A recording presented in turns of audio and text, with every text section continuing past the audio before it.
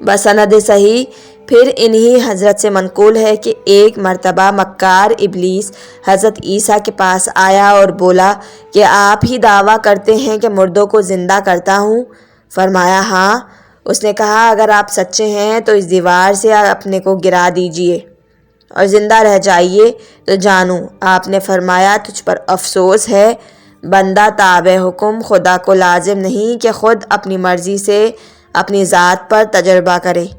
پھر ابلیس نے کہا کہ آیا آپ کا پروردگار قادر ہے کہ تمام دنیا کو ایک انڈے میں سمو دے بغیر اس کے کہ دنیا چھوٹی ہو یا انڈا بڑا ہو؟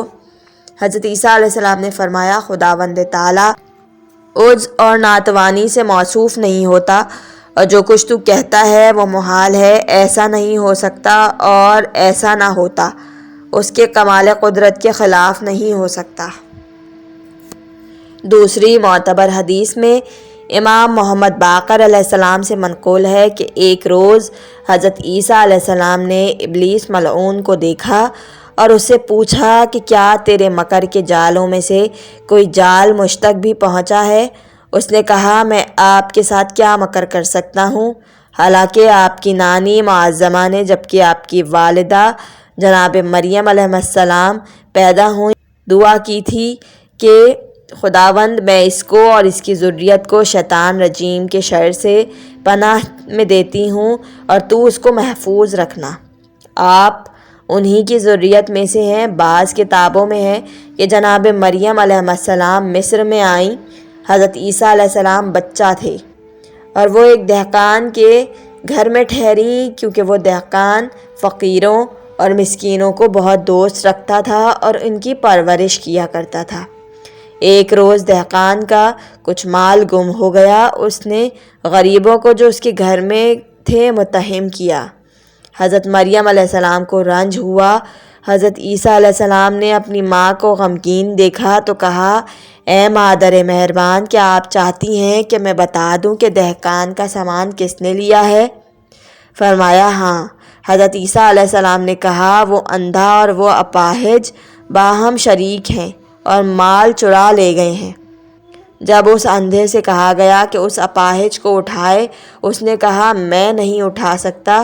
حضرت عیسیٰ نے فرمایا کہ کل رات مال چراتے وقت اس کو کس طرح اٹھایا اور لگا تھا کہ آج نہیں اٹھا سکتا، تو ان دونوں نے اقرار کیا اور دوسرے اس الزام سے بری ہوئے۔ دوسرے روز کچھ مہمان اور دہقان کے ہاں آئے۔ دہقان کے گھر میں پانی نہ تھا، وہ فکر مند تھا۔ حضرت عیسیٰ علیہ السلام یہ دیکھ کر اس کے حجرے میں گئے جس میں گھڑے اور مٹکے خالی رکھے ہوئے تھے۔ آپ نے اپنا ہاتھ پھیرا اور سب پانی سے لبریز ہو گئے۔ اس وقت آپ 12 سال کے تھے۔ منقول ہے کہ ایک روز بچپن میں آپ کچھ لڑکوں کے ساتھ کھیل رہے تھے۔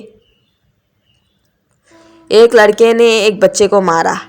حضرت عیسیٰ علیہ السلام کے پیروں کے قریب لا کر ڈال دیا۔ اس کے اعضاء نے آ کر دیکھا تو حضرت عیسیٰ کو پکڑ کے حاکم کے پاس لے گئے اور کہا اس لڑکے نے ہمارے لڑکے کو مار ڈالا ہے۔ حاکم نے پوچھا تو حضرت عیسیٰ علیہ السلام نے کہا میں نے نہیں مارا۔ حاکم نے چاہا کہ ان کو سزا دے تو آپ نے فرمایا کہ اس لڑکے کو میرے پاس لاؤ، میں اس سے پوچھوں کہ اس کو کس نے قتل کیا ہے۔ وہ مردہ لڑکا لایا گیا۔ حضرت نے دعا کی، خدا نے اس کو زندہ کر دیا۔ آپ نے فرمایا تجھ کو کس نے قتل کیا؟ اس نے اپنے قاتل کا بتایا۔ بنی اسرائیل نے اسے پوچھا کہ یہ شخص جو تیرے پاس کھڑا ہے کون ہے؟ کہا عیسیٰ ابن مریم، اور پھر گرا اور مر گیا۔ روایت ہے کہ حضرت مریم علیہ السلام نے جناب عیسیٰ کو ایک رنگریز کے سپرد کیا کہ رنگ سازی سکھائے۔